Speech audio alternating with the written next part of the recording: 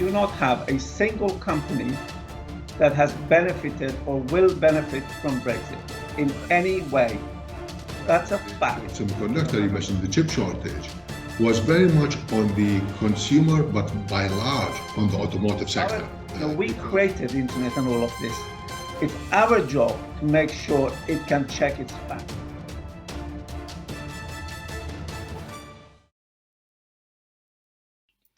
Hello, welcome to TechWorks TV. I'm Alan Banks. As we're unable to hold any physical conferences or networking events at the moment due to the global pandemic, we wanted to find a new way to bring value to our members and the wider community. TechWorks is a not-for-profit business that promotes the value and recognition of UK technology companies, and we are working to become the primary go-to organisation for all matters relating to deep tech. We operate beyond the established industry silos by creating dynamic, connected technical and business communities to support collaboration, business growth and investment by identifying the critical common challenges and problems and leading responses to tackle them. Our programme explores the latest news and trends in the UK deep tech space by offering interviews and articles with leading edge companies and leaders. I hope you enjoy the show. All right, well, without further ado, I would like to welcome everyone to the first ever episode of TechWorks TV, and thank you, Alan, for the introduction. And of course, because it's the first episode, we had to get the absolute creme de la creme of the, in fact, the European high-tech and deep tech community, and here they are. So my name's Neil Dickins, and I'm going to be asking the very difficult, challenging questions this morning, which actually I hope it just turns into a bit of a chat. But the stars of the show are Sir Hossein Yassaie and Laith Altimime. And Sir Hossein, according to his LinkedIn profile, is a tech entrepreneur, an advisor, an NED, and an investor. But more importantly, he is the chairman of TechWorks, and he does a very good job in that capacity. And Laith is a highly experienced semiconductor executive who, prior to his current position, was a senior business development executive at IMEC, that quite remarkable organization that we can all hold up as a beacon of light to the world. And now and for over 5 years, actually, which was a surprise to me, Laith has been the president of SEMI Europe, which is I believe, the largest organization in the world to represent the semiconductor industry as a whole. All right, well, the general topic, sort of a combination of COVID and Brexit. And so I guess we're in this strange world new world where we approach this year with both of those things on the agenda, and both of those things coming to resolution. Maybe isn't the right word, but certainly affecting us and changing the way we think about stuff, really. So at a very general level, I guess Hossein, maybe we'll start with you first. What are you looking at for the year, and maybe is there one challenge or problem that needs to be overcome, or even opportunity that you see ahead, which maybe hasn't, isn't being talked about at the moment? I think the last year has been really exciting in terms of exciting is probably not a good word. It has been an interesting year. I always say it's like 20 years of my life has been compressed in 1 year of all the experiences you could potentially come across. I think I'll make one comment about the past and one comment about the future. Comment about the last year. I think the most interesting thing, there's many things to say, but the most interesting thing for me has been that what pandemic did, it brought focus to the businesses. People had to sit down and say, back to basic. What is it I'm trying to do? And let's do that well, and then let's work on it. For me, that has taught, I would say, the entrepreneurs to be prepared to do that, to make tough decisions, to be focused, etc. So I think it's a good thing.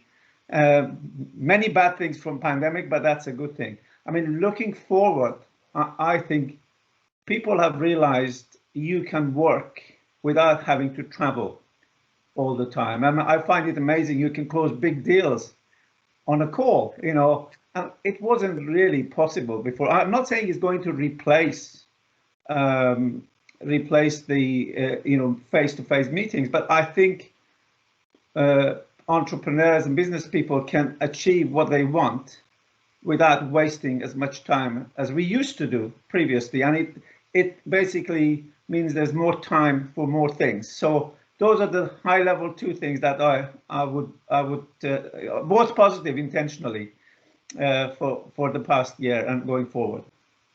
Actually, that raises a point I was going to come to later, so I'll ask Laith that first, and also get your general view. But is there actually an yes, people are closing deals, but actually, is there an opportunity to, if you're the first back on the plane, for example, if you're the first to really be trying to meet people again, is that going to be an advantage or a disadvantage? Will people actually not care, or will that be a sign of a good salesperson or a good, sort of a good attitude? Yeah, I think definitely I repeat and echo everything Hossein said. What is missing though, so in our industry, in the semiconductor industry, we hear companies, and this is big corporates, they say this is the best year we've had. They have hit record deals, and again, all digitally. But what is still definitely missing is the personal touch. I think, I thought for one, as soon as I can fly to internationally to do business, to meet people, I think this is what is missing, the personal touch, the personal contact, which is very valuable. I would definitely be on a plane. I would go, absolutely. I think, just also following on what Sir Hossein said, the COVID has put almost of a reset in mind. Do current business models continue to apply, or do we need to reinvent some of the business models? We need a new business model to move forward. I think the big question is, when will we really get back to full normal? I am not sure, but I think if I look at the examples, I think as soon as the vaccine is rolled out, I could see very quickly go back to normal, holidays and travel and business meetings and so on. In terms of cost, is going to be a cost advantage moving forward. You don't need to send, 5 people or 10 people to go and do a business deal. I think you can do a lot of the preparations, and then you can maybe at the final touch, you can go and close a deal. So there's pluses and minuses, but definitely there's a reset of how we used to do things and how we could do things. I very much like the flying, the people, the connection, the personal touch. I think this is missing now. Well, that especially applies to you in the type of organization that that you're the president of and that you're part of, and it applies to TechWorks as well, right? So yeah, it will. Do you think the nature of conferences will change? I would say, just before commenting specifically on this, you can't eat a fine dining food with your new business partner over Zoom. I am absolutely a great believer that meetings will come back, but I think, as Laith said, you don't need to be crazy about it like before. You can just choose when the personal touch is really relevant, and it will be. I don't think you can do proper business, long-term business, without meeting people and get to know them. Now, your other comment about informality, I actually think is really interesting. You have conferences with people. I used to wear a tie. You're absolutely right. I don't anymore at all. I used to basically not wear if I went to US, and then wear the tie if I traveled the other direction. But I don't do it now. And I think the interesting thing is when you go on Zoom, you sort of watch people with their kids in the background messing around, funny things happen. I think the whole thing has become a bit more, the business has become more tolerant of informality.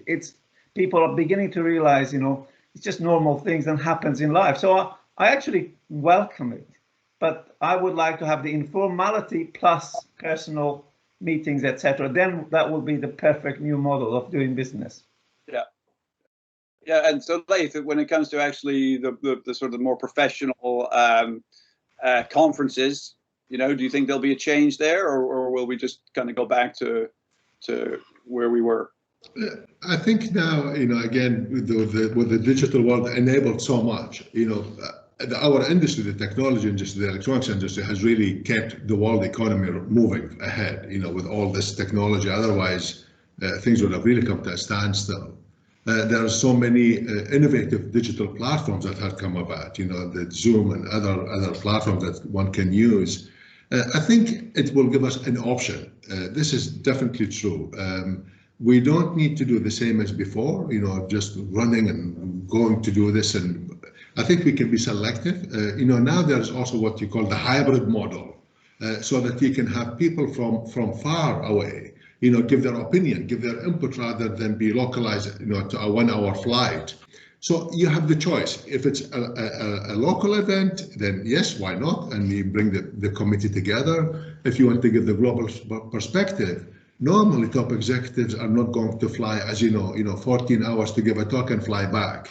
So you have the good advantage now. You have both worlds, and you can choose from what makes most business sense and most value. I mean, my experience, by the way, is that if conferences, events where people gather and present, that you can do that quite well online. Okay, you miss the personal touch, but when it comes to exhibition where you want to demonstrate your new technology, you have to feel it and touch it. It does not work. Right. So I think there are stuff you still have to gather, and for people to see and feel. The world is going more experiential.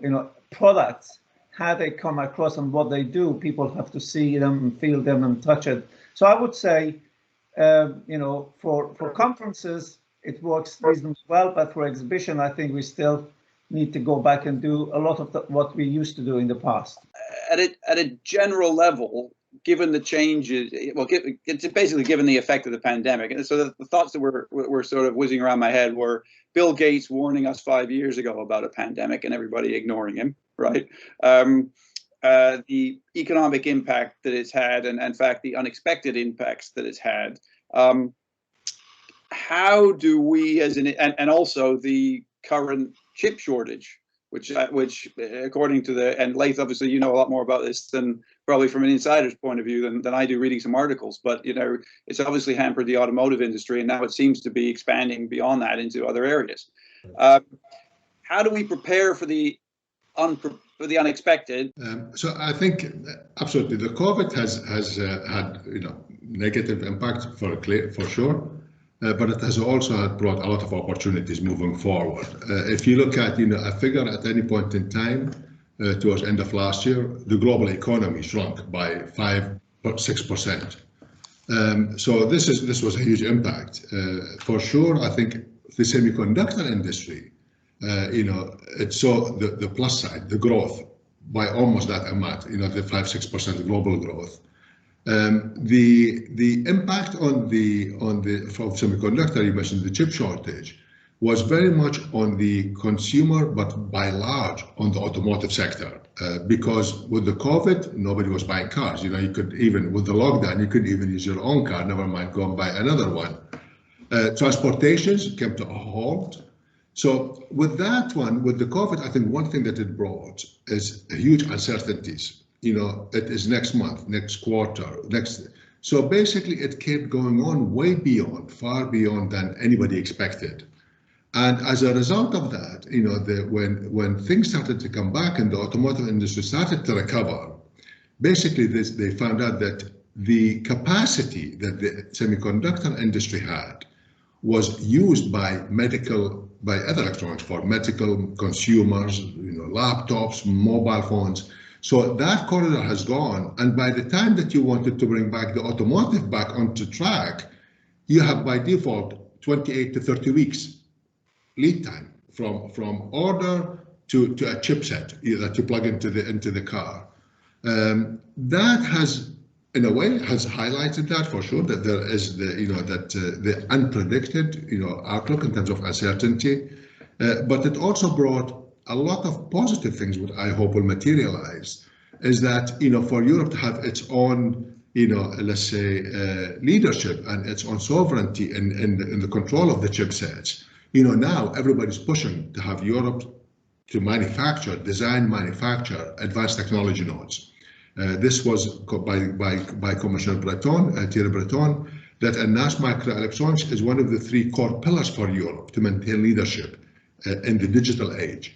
And that is microelectronics, automotive, and aerospace. And a common denominator of the three is the semiconductor industry, the electronics. So that is the challenge. The opportunity is it has really been the best image campaign that our industry could have had, and how it enabled everything, that life to move on as normal as one can be. And the other fact is also maybe in terms of prediction moving ahead, it has truly set the expectation that the digital transformation is happening at a much faster pace than we thought a year ago, or we had planned a year ago. So this we need to prepare to make sure that we can enable that moving forward. Obviously come from quite different viewpoints at the moment, in that, Laith, you're representing the whole semiconductor industry, but there are a lot of big players. Obviously, Sir Hossein, you're working with startups, investing in startups, etc. So how does a startup, again, prepare for the unpreparable? Yeah, let me make two comments. I'll come back to the startup in a minute, but I like to sort of make a bigger point in the back of what Laith just said. You know, if you look at what pandemic has done, hopefully, I mean, I was getting really concerned that the world cares less about science and experts and facts. You know, going back a year and a half ago, you know, everything was, you know, you could get together and say day is night, and then if enough of people said it, you know, day becomes night, you know.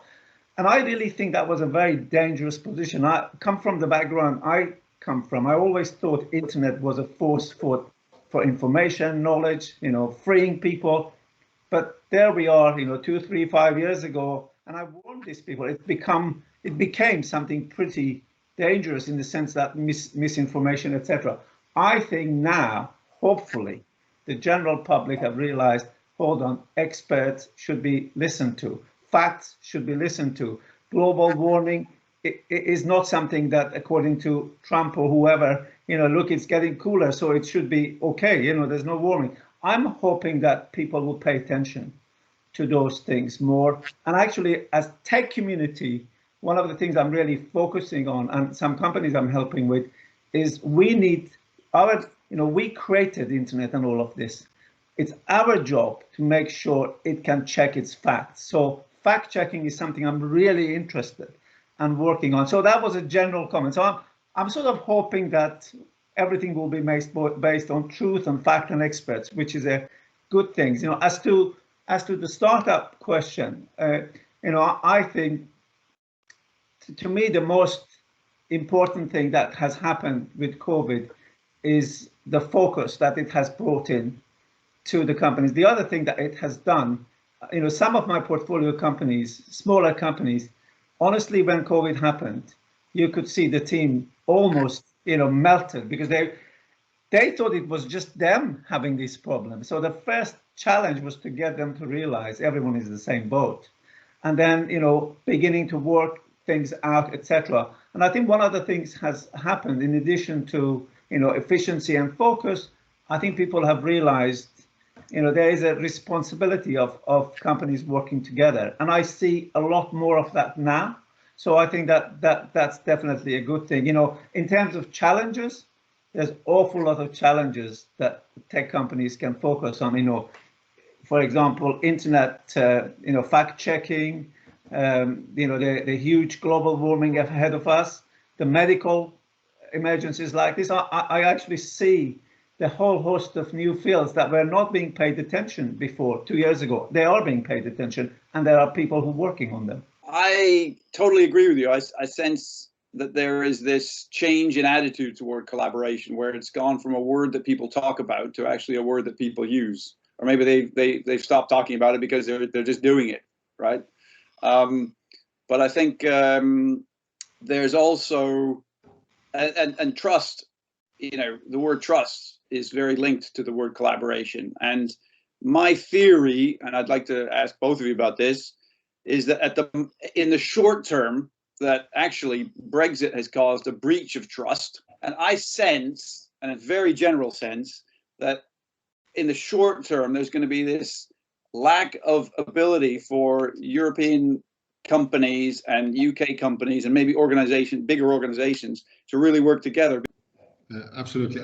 Just one thing before I answer that one, I think go back to Sir Hossein's comments on the challenges.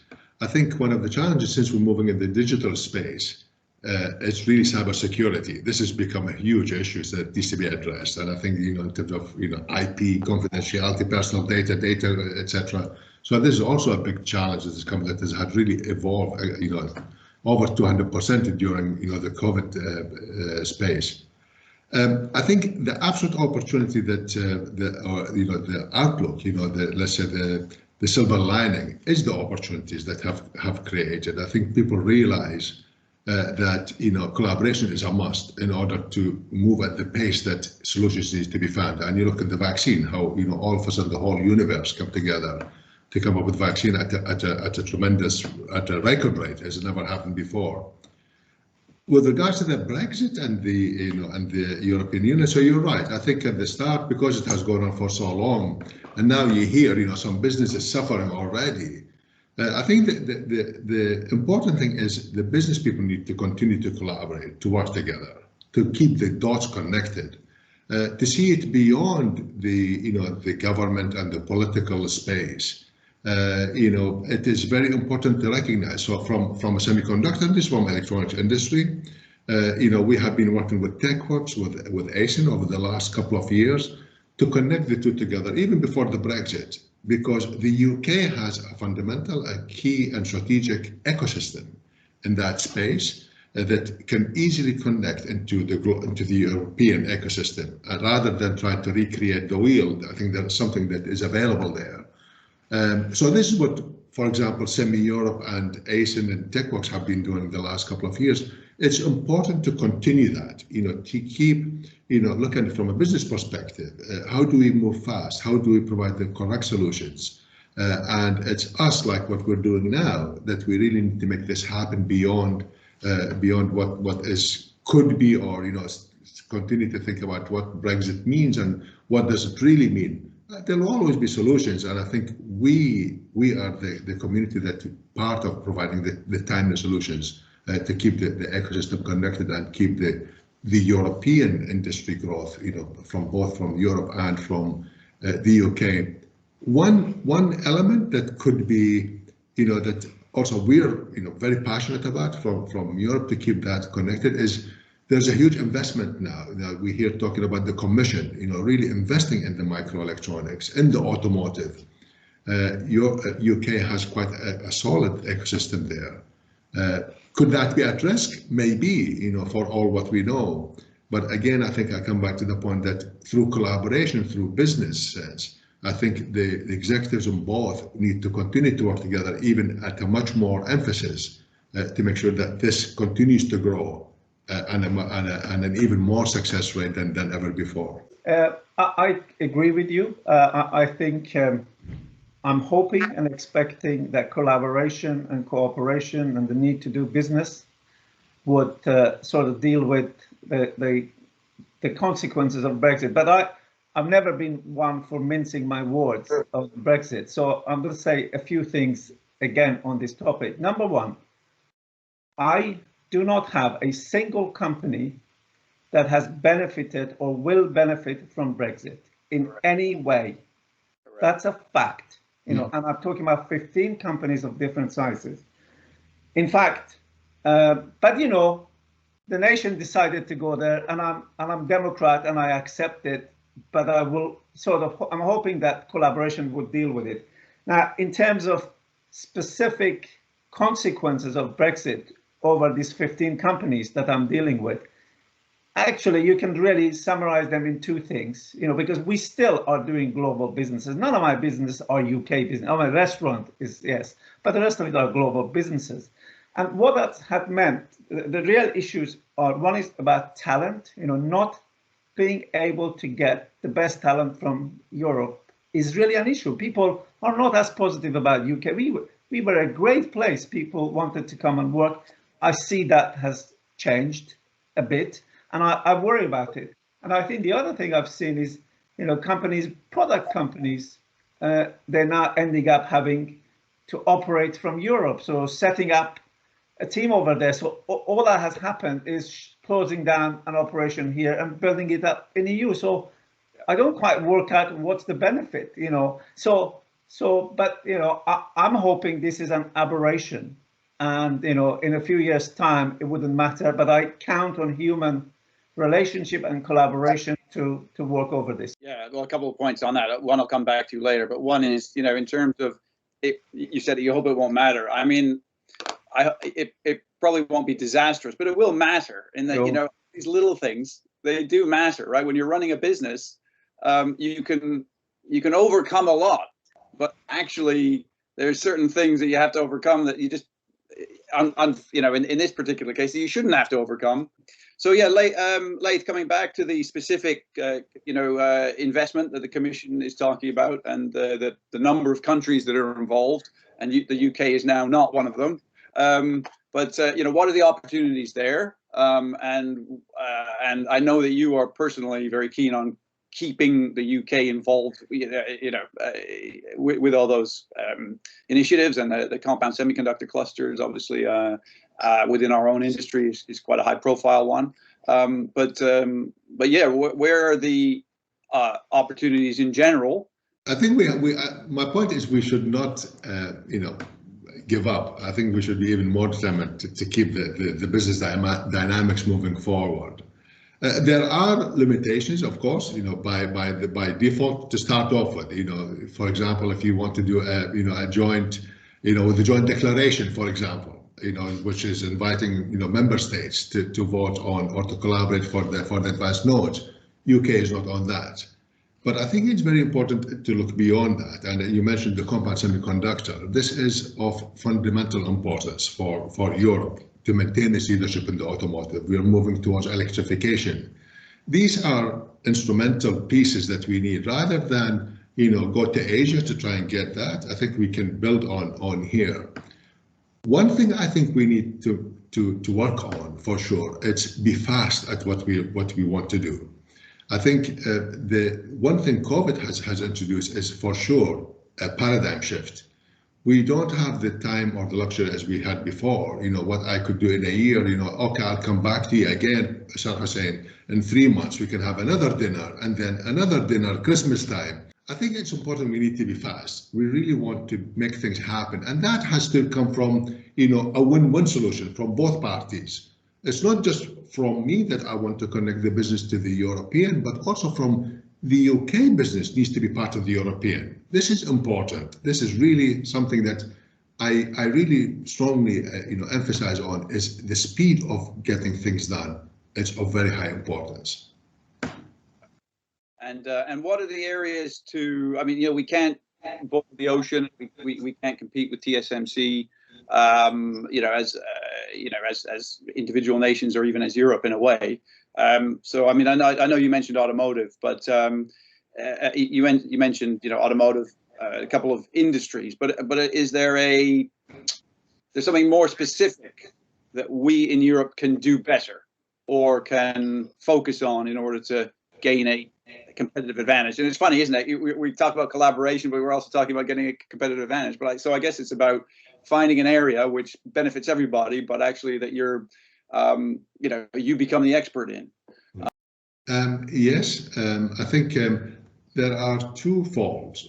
One is Europe has maintained leadership in certain segments, certain businesses. Automotive is one of them. So this is, it's you know, whether you look at, you know, we have #1. I'm again referring to the electronics industry, to the technology industry.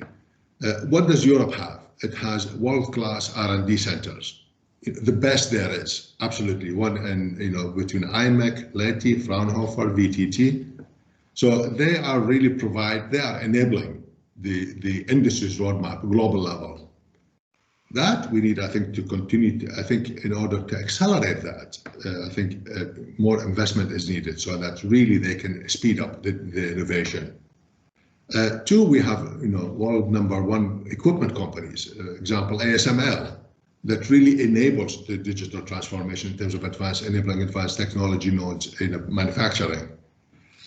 We have, you know, #1 companies. We have Infineon, we have Bosch, we have ST, we have NXP. So we have a very strong ecosystem today that is basically enabling what we have in terms of positioning as part of the global supply chain, value chain.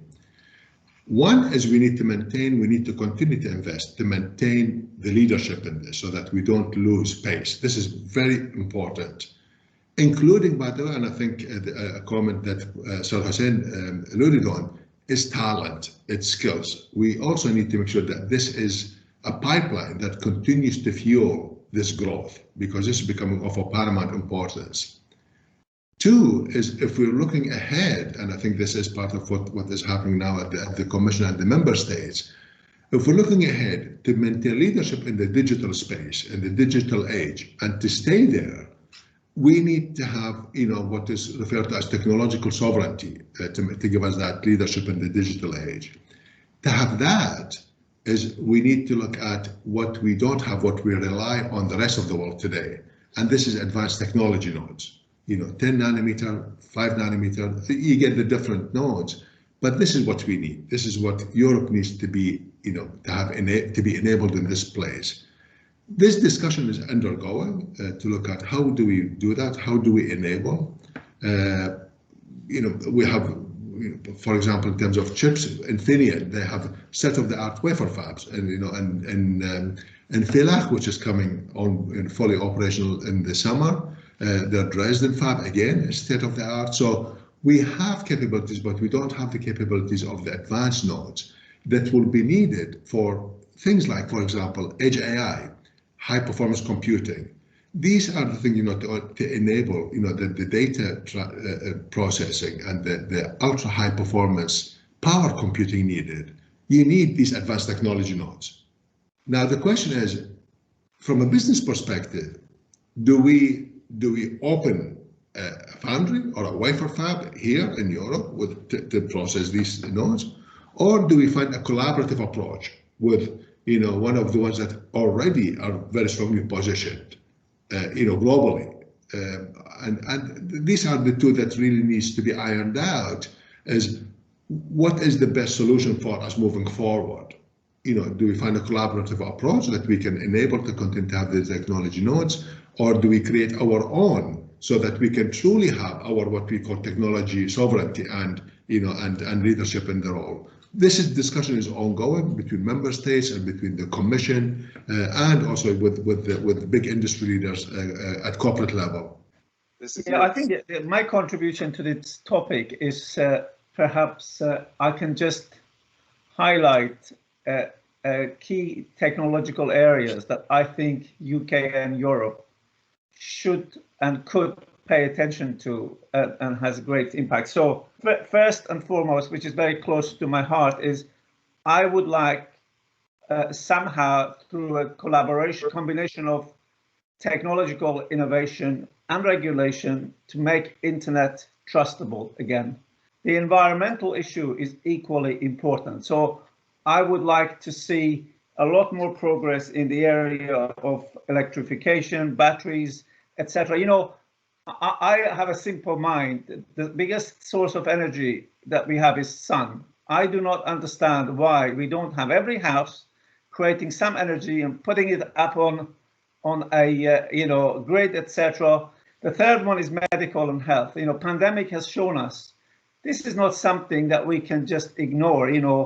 We need expertise, we need sovereign capabilities, etc. And the other thing, I'm a great believer in AI being a very key driver for the next 10 years. And finally, and very importantly, is user experience. The new generation, it's all about experience. People expect, it's not all about, doing the technical difficulties, switching something. It needs to be done properly. It needs to be enjoyment from it. They need to find it relevant to them. So those 5 areas I would like to see probably the underpin for the collaboration between UK and Europe. And I think we have the skills and the capability to drive it from UK and Europe. Absolutely. I really echo the sustainability. This is really more of a, not only economic prosperity, but societal. This is our industry, as the semiconductor industry, has a huge role to play. But so does the automotive, as Sir Hossein mentioned, with the electrification. So this is something it's beyond Europe or UK, but bringing it all together at the industry level, I think we can make significant advancement in enabling that. Europe has a goal, as you know, with the Green Deal, and this again can only be achieved by all industries coming together, contribution, and not just one or one nation. I think there's a lot of expertise in areas that we could do absolutely. This is really fundamental piece moving forward. It's tricky, isn't it? Because that requires pain at all levels, really, to achieve those. We are going from a point of ease to a point of in a way, difficulty. We have to make our lives collectively a little bit more difficult if we're going to achieve that goal, right? And convincing everyone I don't know. It's very tricky because what's that expression? Act locally, think globally, act locally. And yet it's very difficult. It's the tragedy of the commons, isn't it? When you look at another country, even, or look down the road, but I look at another country and say, well, they're not doing that, so why should we feel the pain? But someone's got to sort of, in a way, I do think Europe is in an ideal position to actually collectively take the pain first, and show the rest of the world, hey, you can, and actually there are a hell of a lot of benefits to. We have two choices. We can either wait until disaster strikes, like the pandemic, and say, oh, that's what we should do, or we all sort of have brains, etc., and can forecast the future, or say, look, this is what is happening. How do we get ready for it? And I would suggest we do the latter. And is there any change in the fabric of decision making at small levels maybe, but I'm thinking about government levels, that has to happen to get that message across? Well, I will make the following comment. As I said, I always call a spade a spade. I would say, there's many things I disagree with the government, but the way they helped the companies, as far as UK is concerned, through pandemic, I thought was really good. The combination of fair law and then to see the future fund come along, etc. I look at the companies I know, and they have been able to stay afloat and make progress and carry on. So this was good help through a crisis. So my sort of big request, and I do ask our ministers, that let's have the same kind of mentality as part of a growth plan. We don't have to have a disaster to do all of these things. Let's work out what we have to do next to make things happen. I for one, think UK needs, and in fact Europe, being more serious about the concept of a sovereign fund and choose and drive the areas that we think, as a sovereign nation, we need to be doing better. And Laith, has the pandemic, again, this is quite high-level geopolitical stuff, but has the pandemic created tension within the EU countries, and that different ones doing different things to respond, or has it actually brought the EU together? No, I think I can only comment based on what I see and hear on the news. I think tension for sure, because each country was doing their own, and you saw most recently Germany closed borders with Belgium, with the Czech Republic and Austria, sorry. So yes, because you need, I think it's the way this pandemic is really, the damage it's causing is beyond control, as we know. So they all need to manage their best. You hear France, you hear now the Czech Republic is out of control with the whole pandemic. So tension, but in a good way, not in a bad way. That tension, you need to make sure you're protecting your people, so because of your capacity, right? Your health capacity, your capabilities to deal with that. I think the vaccine brought up also some other issues, that really had put some tension. Again, I think with the UK and other parts. But these are things I think we should not just keep, talk. We need to find solutions to move forward. We need to get the vaccinations out. We need to make sure people are vaccinated. We need to get back to the normality. It's our job collectively to get out of it. But I think the vaccine now has brought a big glimmer of hope. What we see now is, the number of serious infections and the IC units has really gone down significantly. So we need to focus on a solution and get that solution out so that the whole world can get out of this COVID-19 pandemic thing. This is really focused on solutions rather than problems. This is important. The hope I have coming out of this is that, at least for a while, I know these things go in cycles, but at least for a while, there's an element of balance, you know, and an element of respect for other people, and I think Sir Hossein used the word tolerance, but you know, respect, tolerance, understanding, all those words, you know, as we come out of it, and a little bit more humanity, as you say. The fact that the kids are running around behind you means you're not a business automaton, you're actually a human being, which you know, which I think we're starting to forget. This week, I think it was a Hungarian candidate accepted a job offer in the UK as a senior analog IC design engineer. He cannot take the job because the new rules, or the rules state that if he hasn't been living with his partner for 2 years, then she cannot join him. If you can't prove that you have this 2-year sort of matrimonial status, you don't have to be married, but then she can't come, or she can't work here or something, right? So, and that just makes me so angry and you know, frustrated, that if anybody is watching with any, you know, Sir Hossein, I know you have some influence in government, you know, but that message, the cost to our economy of that message is if you actually just do a back of the envelope calculation, over time, billions, just the tax revenue, we're talking about billions of pounds of tax revenue being lost to this country. Of course, that person will now stay in Europe, so this is where it's a competitive situation almost. But the damage that is doing, and you know, it's the same with European countries in relation to other people from other parts of the world.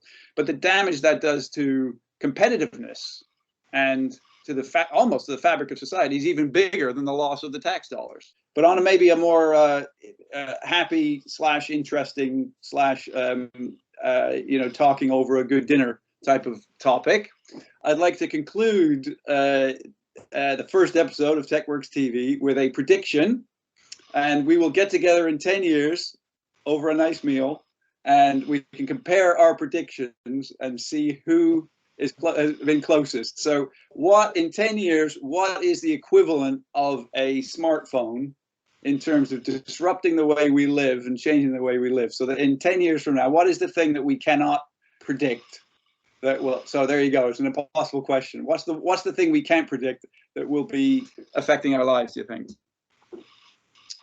Wow, that's a tough ask. I will start.